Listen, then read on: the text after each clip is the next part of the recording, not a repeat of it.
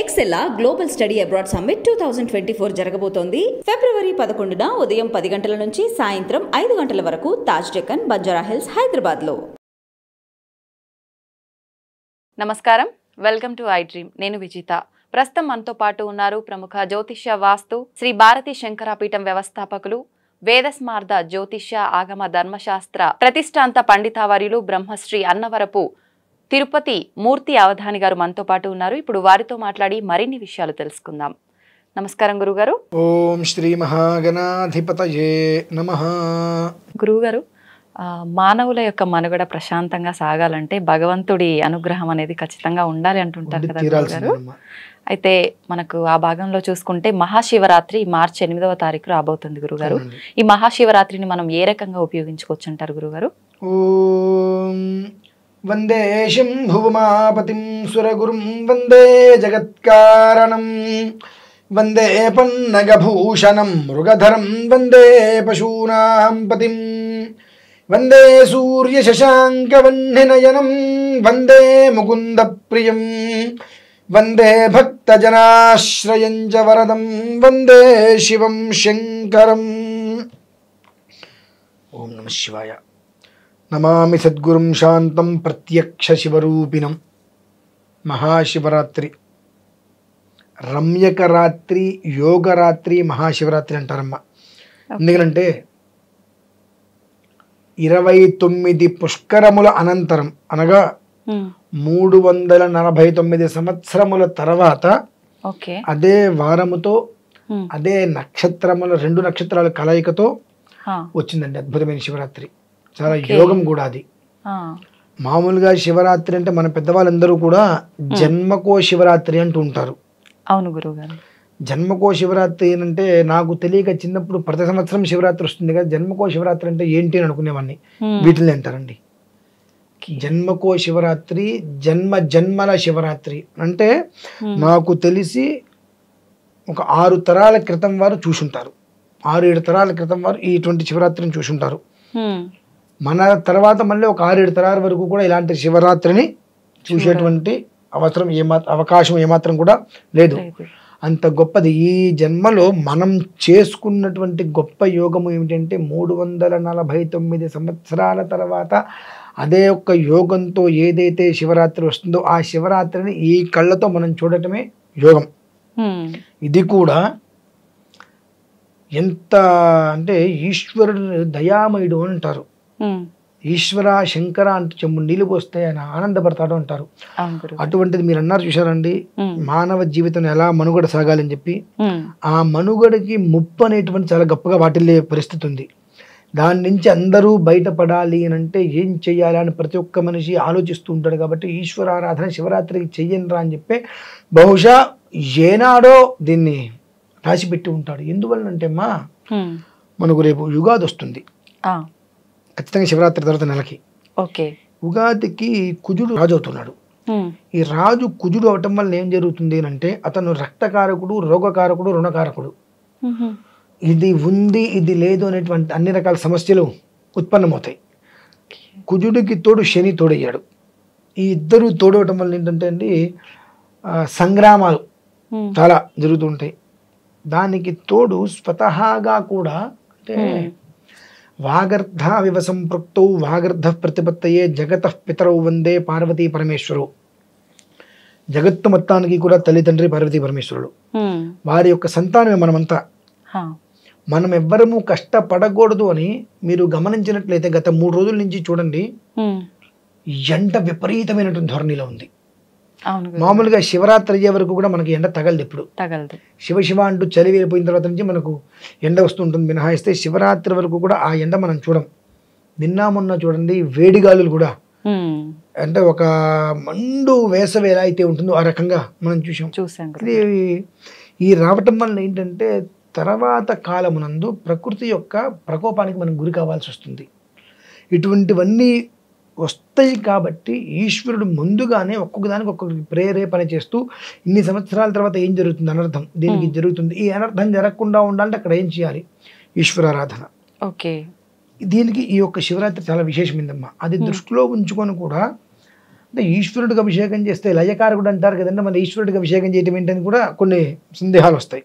అమ్మవారు యుద్ధం చేసి రాక్షస వధ చేసేసిన తర్వాత ఆ ఆవేశం మీద అమ్మవారు వస్తుండగా ఎక్కడ అడుగు వేస్తే అక్కడ భూమత్తం కూడా బద్దలైపోతూ ఉంటుంది ఆవేశం మీద. బ్రహ్మాది దేవతలందరూ కూడా ఈశ్వరుని స్తుతిస్తారు. నాయన శంకర ఏంటయ్యా ఏంటి పరిస్థితి అంటే, శంకరుడు వెళ్ళి అక్కడ కింద పడుకుంటాడమ్మా. అమ్మవారు వచ్చి హృదయం మీద కాలేస్తుంది. కాలు వేసినప్పుడు ఆ ఒక్క ఇది మొత్తం అమ్మవారికి తగ్గిపోయి శాంతి అవుతుంది. మళ్ళీ లయకారకుడు అంటే మనం నాశనం చేసేవాడు అంటాం, నాశనాన్ని కూడా తీసేసేటువంటి వాడు. లయం ఉంటే మనం ఏం చేస్తాం, మొత్తం భస్మం చేస్తాడంటాం. భస్మం అయ్యేటువంటి దాన్ని కూడా బాగు చేసేటువంటి వాడు లయకారకుడు అంటే. అది మనకు తెలుసుకోవడం అనేటువంటిది ఈ జన్మ కష్టం ఎవరికి.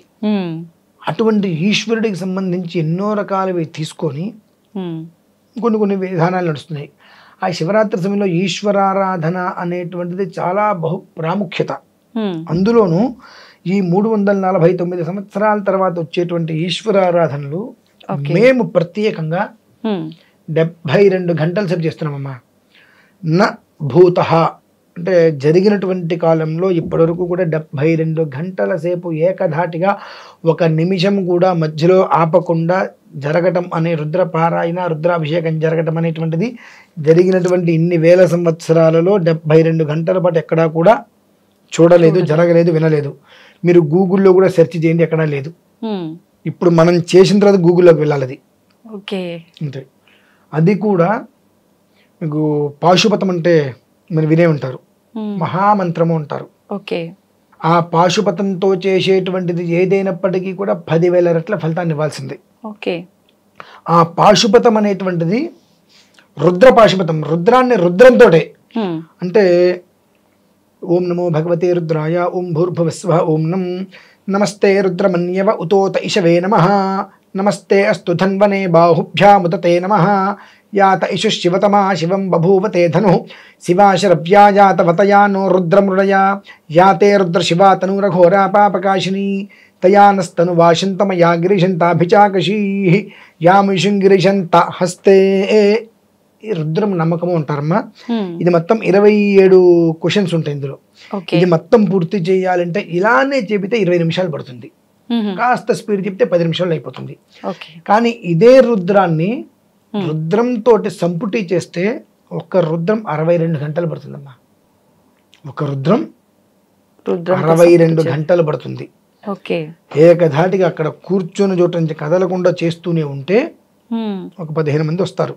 అక్కడ కూర్చొని చేస్తూనే ఉంటే 20 నిమిషాలు లేదంటే 10 నిమిషాలు అయిపోయేటువంటి రుద్రము అనులోమ విలోమంగా సంపుటి చేసుకుంటూ వెళ్తే మనకు 62 గంటలు పడుతుందమ్మా. తర్వాత ఉండేటువంటి 10 గంటలు రుద్రపారాయణ రుద్రహోమాలు అవన్నీ జరుగుతాయి. కానీ అలా అన్ని గంటలు ఎట్లా సాధ్యమవుతుంది గురుగారు? అది సాధన చేయాలని ఉద్దేశంతో 3 సంవత్సరాలుగా మేము వచ్చేటువంటి పరిస్థితులు ఇలా ఉన్నాయి కాబట్టి దీనికి మనం చేయవలసి ఉండాలని చెప్పి 3 సంవత్సరాలుగా సాధన చేస్తున్నాం దాని మీద. ఆ ఈ శివరాత్రికి దాన్ని కార్యరూపంలో తీసుకొస్తున్నామండి. ఇట్టి పరిస్థితుల్లో జరిపించి తీరవలసినదే. దానివల్ల ఏంటండి లాభం, ఎవరికి ఉపయోగం?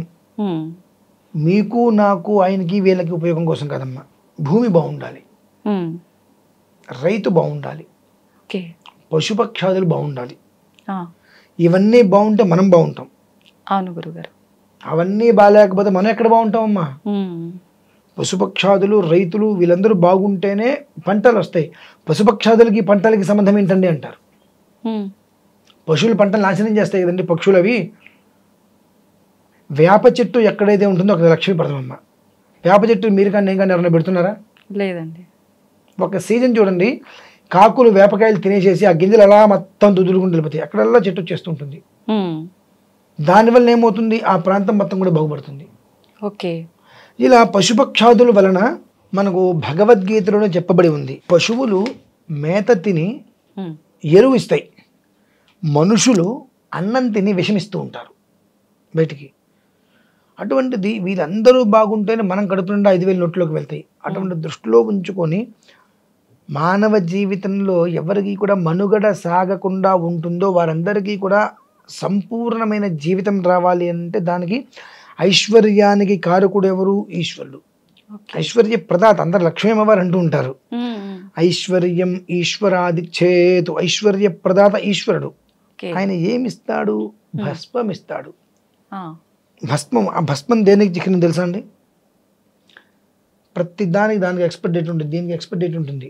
ఎక్స్పైర్ డేట్ని పెంచేటువంటిది భస్మం. అంటే మనం రోజు పెట్టుకుంటూ ఉంటే దాని భస్మాన్ని మన ఆయుష్ రోజు పెరుగుతూ ఉంటుంది. అంటే మనకి ఎక్స్పైర్ డేట్ లేకుండా చేస్తుంది. అంటే దానికి అసలు ఆ డేటే లేనిది అది భస్మం. ఆయన ఇచ్చేది ప్రసాదం అదే.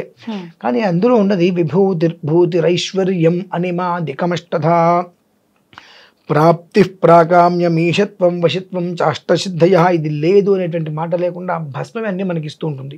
ఈశ్వరు గుళ్ళోకి శివాలయంలోకి వెళ్తే భస్మం ఇంకేం దొరుకుతుందండి? అదే ఐశ్వర్యం.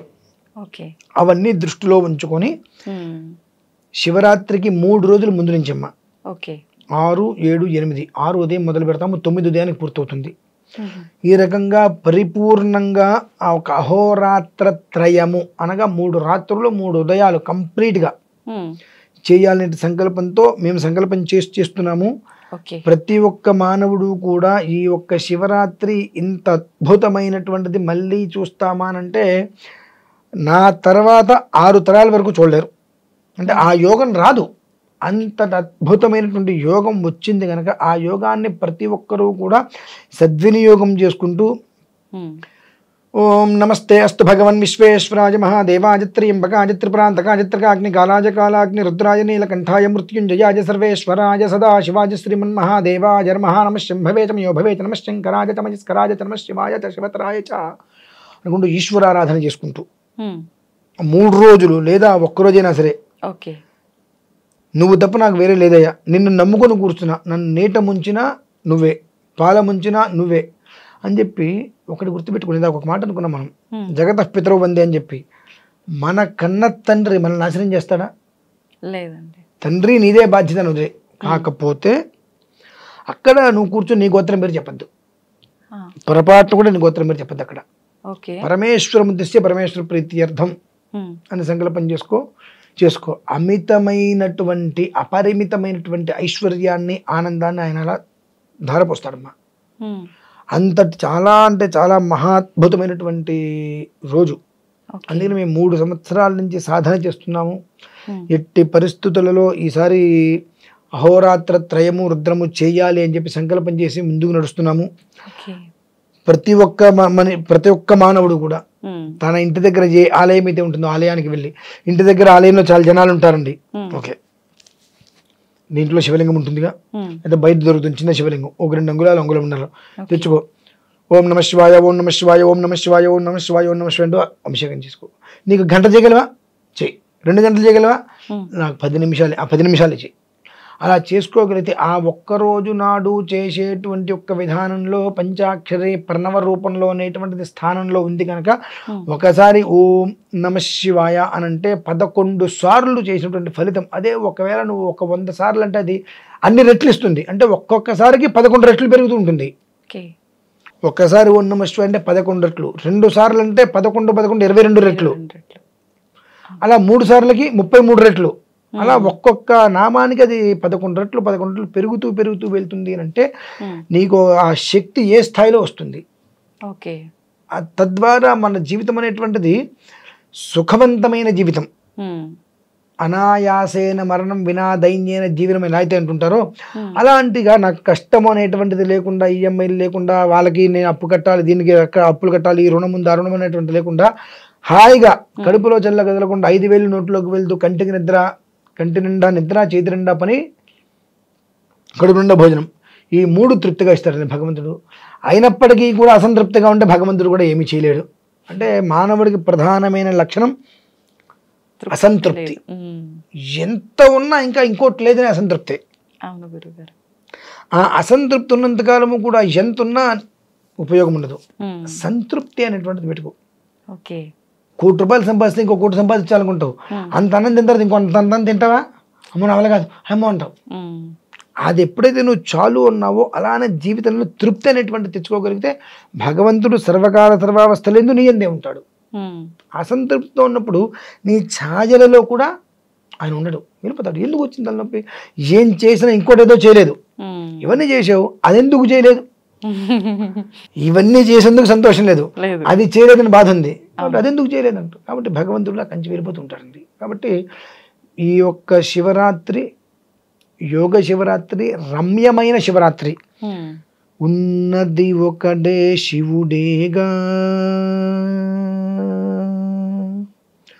ఉన్నది ఒకడే శివుడేగా, శివుడే శివుడే శివుడేగా, నాలో ఉన్నది శివుడేగా, నీలో ఉన్నది శివుడేగా, నాలో నీలో అందరిలో ఉన్నది ఒకడే శివుడేగా, ఉన్నది ఒకడే శివుడేగా. మనస్సులో ఆయన్ని స్మరించుకుంటూ ఆయన ఆరాధన చేసుకోండి. కన్న తండ్రి బిడ్డని ఏ రకంగా అయితే జాగ్రత్తగా తీసుకుంటాడో, అంతకన్నా చెప్పాలంటే గర్భవతిగా ఉన్నటువంటి స్త్రీ తన కడుపులో పెరిగేటువంటి బిడ్డ ఆరోగ్యాన్ని దృష్టిలో ఉంచుకుని ఎంత జాగ్రత్తగా ఉంటుందో ఆ రకంగా కాపాడుకుంటాడమ్మా ఈశ్వరుడు. అంత అద్భుతమైన రోజు ఇదైతే. అంటే ఇంత అద్భుతమైన శివరాత్రి గురించి మాకు చాలా గొప్పగా వివరించారు గురువు గారు. ధన్యవాదాలండి.